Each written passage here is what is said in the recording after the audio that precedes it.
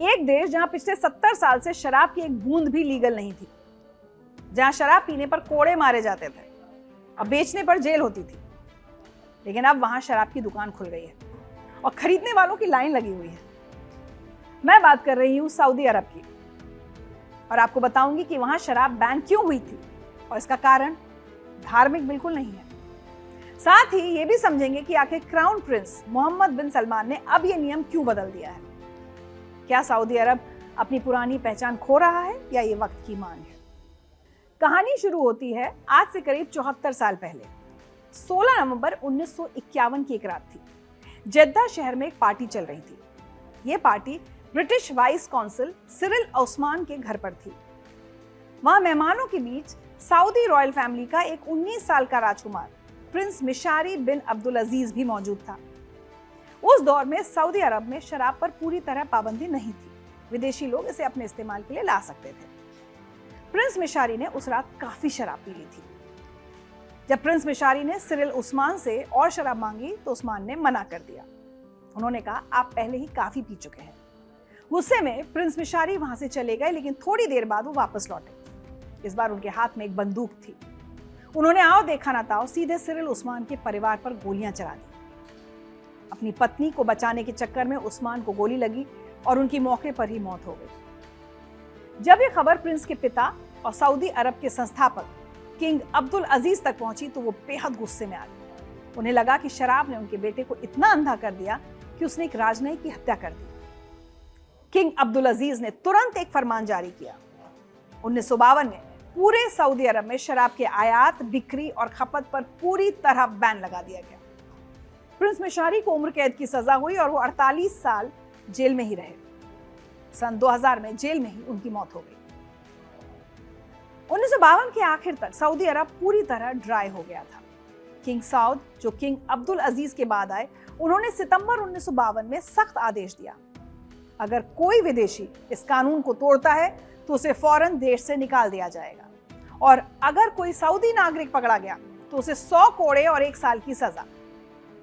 उस समय के मेडिकल एक्सपर्ट्स कहते थे कि 100 कोड़े लगना ज्यादातर केसेस में फेटल हो जाता था, यानी इंसान बच नहीं पाता था। इस बैन का असर बहुत बड़ा हुआ। जो स्किल्ड फॉरेन टेक्नीशियंस और ऑयल वर्कर्स वहां काम कर रहे थे, कई लोगों ने नौकरी छोड़ दी। देखिए, शराब के चक्कर में नौकरी छोड़ दी।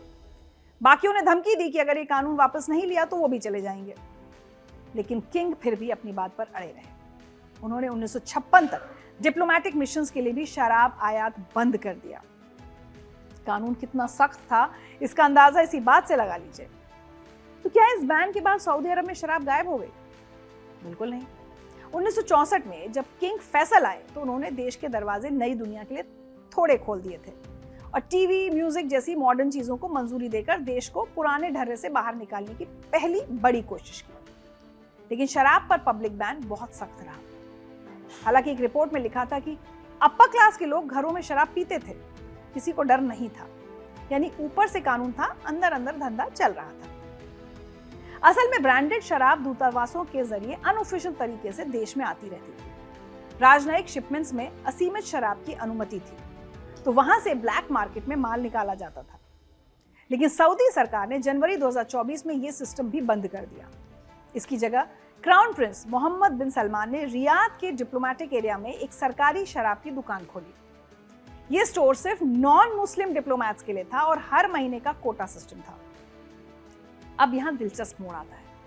दिसंबर 2025 में खबरें आई कि सऊदी अरब ने अपने 70 साल पुराने टोटल बैन में ढील दे दी है, जिसके बाद रियाद की उस सरकारी शराब की दुकान पर नॉन मुस्लिम विदेशियों को भी शराब मिलने लगी। लेकिन शर्त यह है कि खरीदने वाले की सैलरी 50,000 रियाल यानी करीब 12 लाख रुपए महीना से ज्यादा होनी चाहिए, जबकि सऊदी अरब में औसत मंथली सैलरी करीब 10,250 रियाल यानी लगभग 2,50,000 रुपए है। मतलब साफ है कि शराब सिर्फ अमीरों के लिए है। यह बदलाव क्राउन प्रिंस मोहम्मद बिन सलमान के विजन 2030 प्लान का हिस्सा है। सऊदी अरब चाहता है कि विदेशी निवेश आए, पर्यटन बढ़े और देश की अर्थव्यवस्था सिर्फ तेल पर निर्भर ना रहे। इसके लिए वो धीरे धीरे वो सामाजिक सुधार कर रहे हैं। लेकिन मुस्लिम्स के लिए शराब अब भी पूरी तरह प्रतिबंधित है। अब आप सोच रहे होंगे कि क्या ये सिर्फ सऊदी में हो रहा है? तो नहीं, पड़ोस के यूएई यानी संयुक्त अरब अमीरात को देखते हैं। वहां शराब का कारोबार बहुत बड़ा है। दुबई और अबू धाबी में होटल्स, बार्स, क्लब्स में शराब आसानी से मिलती है। वहां नियम काफी खुले हैं क्योंकि उनकी इकोनॉमी का ये बड़ा हिस्सा टूरिज्म से चलता है। यूएई का अल्कोहल मार्केट अरबों डॉलर का है और ये लगातार बढ़ रहा है। सऊदी अरब शायद इसी मॉडल को देख रहा है क्योंकि तेल पर निर्भरता कम करने के लिए उन्हें टूरिज्म से पैसा चाहिए। दूसरी तरफ पाकिस्तान है, जहां सऊदी अरब की तरह ही सख्त नियम है। वहां 1977 में शराब पर बैन लगा था। वहां मुस्लिम्स के लिए शराब पीना गैर कानूनी है, लेकिन नॉन मुस्लिम्स को परमिट पर शराब मिल सकती है। लेकिन असलियत यह है कि वहां शराब की ब्लैक मार्केट बहुत बड़ी है। एक रिपोर्ट के मुताबिक पाकिस्तान में शराब का इलीगल कारोबार अरबों रुपए का है। वहां अक्सर कच्ची शराब पीने से लोगों की मौत की खबरें आती रहती हैं क्योंकि क्वालिटी कंट्रोल तो है नहीं।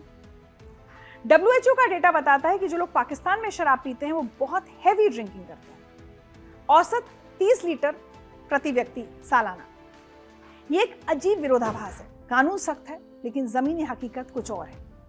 सऊदी अरब इसी ब्लैक मार्केट को खत्म करने और रेगुलेटेड बिजनेस लाने की कोशिश कर रहा है ताकि वो पैसा कमा सके और सुरक्षा भी रख सके। इसी तरह बांग्लादेश में भी मुस्लिम्स के लिए शराब गैर कानूनी है। नॉन मुस्लिम्स को परमिट के साथ मिल जाती है। मुस्लिम्स को सिर्फ मेडिकल इमरजेंसी में डॉक्टर के प्रिस्क्रिप्शन पर मिल सकती है। 2022 में नियमों में थोड़ी ढील दी गई। होटल्स और रेस्टोरेंट को लिकर लाइसेंस अप्लाई करने की इजाजत मिली। इसके अलावा ईरान, लिबिया, सूडान जैसे देशों में भी अल्कोहल पर पूरी या आंशिक पाबंदी है। जहां तक सऊदी अरब की बात है तो वो बाकी मुस्लिम देशों से थोड़ा अलग और खास है क्योंकि ये इस्लाम की जन्मभूमि है। इस्लाम में शराब को हराम यानी पूरी तरह वर्जित माना गया है। यहाँ मक्का और मदीना जैसे पवित्र शहर हैं, इसलिए ये देश खुद को इस्लाम का धार्मिक संरक्षक मानता है। वहां का संविधान सीधे तौर पर शरिया कानून पर आधारित है, जिसका मतलब है कि जो चीजें धर्म में गलत है वो वहां के कानून में एक बड़ा अपराध है। इसलिए सऊदी अरब में शराब पर पाबंदी सिर्फ लोगों की सेहत या किसी राजा के गुस्से तक सीमित नहीं है, बल्कि उनकी धार्मिक पहचान और पवित्रता को बनाए रखने की एक बहुत बड़ी जिम्मेदारी भी है। लेकिन वक्त के साथ नियम कानून बदलते आए हैं। इस्लाम की शुरुआत में शराब पर प्रतिबंध नहीं था, मगर प्रिंस मिशारी और उससे पहले भी बहुत सारे ऐसे किस्से हुए जब लोगों ने शराब के नशे में गलत काम किए, जिसके बाद इस्लाम में शराब को हराम कर दिया गया। लेकिन हकीकत यह है कि आज भी मुसलमान शराब पीते हैं। तभी तो 1951 में प्रिंस मिशारी ने नशे में उस घटना को अंजाम दिया।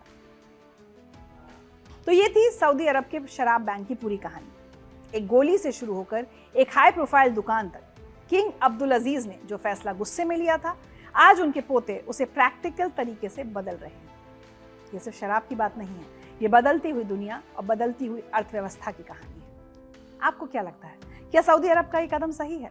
क्या पैसों और पर्यटन के लिए नियमों में ढील देना ठीक है, या उन्हें अपनी पुरानी परंपराओं और धार्मिक कानूनों पर ही टिके रहना चाहिए?